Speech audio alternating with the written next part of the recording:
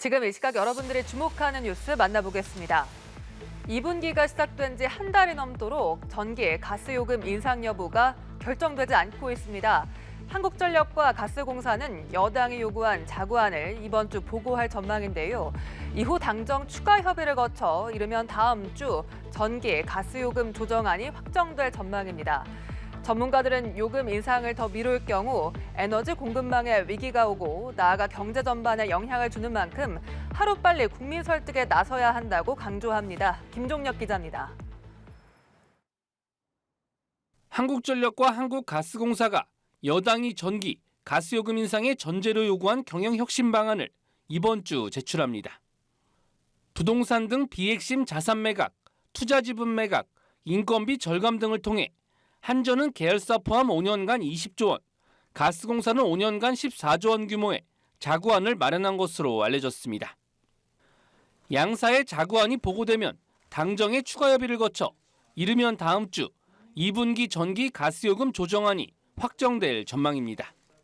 이창양 산업통상자원부 장관은 에너지 요금은 오를 요인이 있으면 올라야 하고 내릴 요인이 있으면 내려야 한다며 한전과 가스공사의 자구 노력을 전제로 조만간 전기 가스요금 조정을 마무리할 생각이라고 밝혔습니다. 전문가들은 요금 인상을 더 미룰 경우 에너지 공급망에 위기가 오고 나아가 금융시장 등 경제 전반에 악영향을 줄 수 있는 만큼 요금 인상이 불가피하다는 점을 국민에게 설득해야 한다고 강조합니다. 전기요금이랑 가스요금 조정이 반드시 필요한 시기인데 지금은 어쩔 수 없는 상황이라는 것을 국민들한테 자세히 설명드리는 게 필요하지 않을까 생각합니다. 여당 역시 문재인 정부가 요금 인상 떠넘기기로 한전과 가스공사의 재정위기를 불러왔다고 비판해온 만큼 더 이상 인상을 미루기는 쉽지 않아 보입니다. 연합뉴스 TV 김종혁입니다. 간호법 제정안 국회 통과에 반발하는 의사, 간호조무사 등이 내일 집단 행동에 나섭니다. 연가를 내거나 오전에만 진료를 하는 단축 진료 후 전국에서 집회를 열 예정인데요. 의료연대는 17일 이전에 대통령이 간호법에 대한 거부권을 행사하면 추후 입장을 밝히고 그렇지 않을 경우 총파업에 들어가겠다고 예고했습니다. 또 한 번의 의료 공백이 예상됩니다. 최덕재 기자입니다. 국민 건강 갈라치는 간호법안 폐기하라! 의사협회, 간호조무사협회 등 13개 보건의료단체가 참여한 보건복지의료연대가 간호법 제정안에 반대하며 내일 단축 진료를 합니다. 연가를 내거나 오전에만 진료하고 오후부터 서울 국회의사당 앞 등 전국에서 집회를 엽니다. 11일에도 같은 방식으로 집회를 열고 이후에도 간호법 재논의 요구가 받아들여지지 않으면 17일 연대 총파업에 들어가겠다고 엄포를 놨습니다. 간호사보다 규모나 영향력 등에서 힘이 없는 약소 직역들이 벼랑 끝으로 내몰리게 됩니다. 400만 보건복지 의료인들이 총력 투쟁할 것입니다. 총파업 시기가 확정되면서 2020년 후 3년 만에 또 한 번의 의료 공백이 예상됩니다. 실제 진료 거부와 파업에 들어가면 2000년 의약분업 사태, 2014년 원격의료 반대, 2020년 의대 정원 확대 반대에 이어 네 번째 집단 의료 거부가 됩니다. 다만 총파업에 대학병원급 교수, 전공의 등이 참여할지, 중환자실이나 응급실 운영을 어떻게 할지 등에 대해선 논의 중입니다. 3년 전 의대 정원 확대 반대 총파업 땐 전공의 파업 참여율이 70%를 넘어 의료 현장 혼란이 컸습니다. 보건의료연대는 파업 등 단체 행동에 대한 설문 결과 개원의, 전공의, 교수 등 83% 이상이 찬성했다고 주장하고 있습니다. 의료연대는 17일 이전 거부권이 행사되면 추후 입장을 밝히고 그렇지 않을 경우 17일 총파업을 강행할 계획입니다. 연합뉴스 TV 최덕재입니다. 성인 남성들을 유인해 미성년자와 신체 접촉을 유도한 뒤 협박해 거액을 갈취한 일당이 경찰에 적발됐습니다. 이들은 함께 술을 마시자란 오픈 채팅방을 개설해 범행을 저질렀는데 이 남성을 유인한 건 다름 아닌 10대들이었습니다. 경찰에 신고하지 않는 조건으로 피해자로부터 합의금 명목의 돈을 뜯어낸 이들 모두 한패였습니다. 강창구 기자입니다. 함께 술을 마시자라는 오픈 채팅방에서 처음 만난 남녀가 모텔 방 안으로 들어갑니다. 잠시 후 승용차에서 내린 건장한 청년 두 사람이 방 안으로 따라 들어가고 또 다른 남성이 모텔 앞에 도착합니다. 이어 모텔 밖으로 나온 세 남성이 한 남성을 에워싸고 무슨 말을 합니다.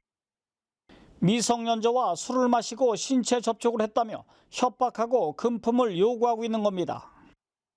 협박에 못 이긴 남성은 잠시 후 폰 뱅킹으로 돈을 송금합니다. 한 남성이 오피스텔 방 안으로 들어가고 잠시 후 여성 2명과 남성이 차례로 들어갑니다. 이들 역시 오픈 채팅방에서 만난 사이로 잠시 후 밖으로 나온 두 남성이 한 남성 앞에서 무릎을 꿇더니 선처를 호소합니다. 역시 미성년자와 술을 마시고 신체 접촉을 했다는 이유로 협박을 당하고 있는 겁니다. 경찰에 붙잡힌 A씨 등 12명은 지난해 11월부터 최근까지 메신저 채팅으로 남성들을 유인하고 미성년자와 성관계 등을 유도한 뒤 협박했습니다. 여중생과 여고생 5명이 남성들을 유인했고 경찰에 신고하지 않는 조건으로 피해자 11명으로부터 합의금 명목으로 2억 2천만 원을 뜯어냈습니다. 미성년자와의 정상적이지 않은 그 만남을 통해서 술자석을 하고 스킨십을 했다는 게 이제 알려지게 되면 비난 가능성이 있기 때문에 그 합의금을 줄 수밖에 없었다고 생각합니다. 경찰은 A씨 등 7명을 구속하고 10대 5명을 불구속 입건했습니다. 연합뉴스TV 강창호입니다. 전국을 뒤덮은 빌라 전세 사기 한파에 서민들의 주거 사다리로 통하던 빌라 거래가 꽁꽁 얼어붙었습니다. 1년 전 대비 거래가 38%가 넘게 급감했고 경매에 내놔도 10채 중 1채도 낙찰이 안 되는 실정입니다. 집값 상승기 새로운 거주처로 인식됐던 빌라, 이 역전세와 전세 사기 여파로 인해 앞으로 기피 현상은 더 심해질 것으로 보입니다. 조성은 기자입니다. 서울 강남 3구에선 11개월 만에, 노원구에선 1년 4개월 만에 상승세로 돌아선 아파트값. 지난 1월 정부가 부동산 규제를 풀자 급매물부터 소화되더니 가격 자체가 반등하기 시작한 겁니다. 하지만 서민들의 주거 사다리로 불렸던 다세대 주택과 연립주택, 즉 빌라는 찬밥 신세입니다. 지난 3월 전국 빌라 매매 수급 지수는 83.1, 매수 희망자보다 매도 희망자가 더 많다는 뜻입니다. 사려는 사람은 적은데 팔려는 사람만 많다 보니 집값이 뛰던 재작년 중반부터 전체 주택 매매 거래 중 꾸준히 20% 이상을 차지하던 빌라 거래는 올해 초를 기점으로 10%대로 급락했습니다. 3월 빌라 거래량 역시 1년 전에 비해 38.5% 급감했습니다. 덩달아 전국 빌라 매매가와 전세가 역시 지난해 7월을 기점으로 하락 일로입니다. 인기가 떨어지고 전세 사기가 겹치자 서울에선 빌라 경매 낙찰률도 꾸준히 떨어져 4월엔 역대 최저치인 9.1%까지 추락했습니다. 집값 상승기에 새로운 거주처로 인식됐던 빌라가 역전세와 전세 사기에 이젠 기피 대상이 되다시피 한 겁니다. 빌라 회피 현상이 커지면서 갭 투자가 어려워졌고요. 빌라 매매 수요가 상급 대체제인 아파트로 이전하면서 시세 차익 기대감도 낮아졌기 때문입니다. 전문가들은 전세 사기 등의 여파가 여전한 만큼 상당 기간 거래 부진은 불가피할 것으로 내다봤습니다. 연합뉴스TV 조성음입니다. 우크라이나 벌판이 진흙탕으로 변하면서 겨우내 별러왔던 봄철 대반격도 지연되고 있습니다. 얼었던 땅이 녹으면서 서방으로부터 받은 탱크의 기동성이 떨어진 건데요.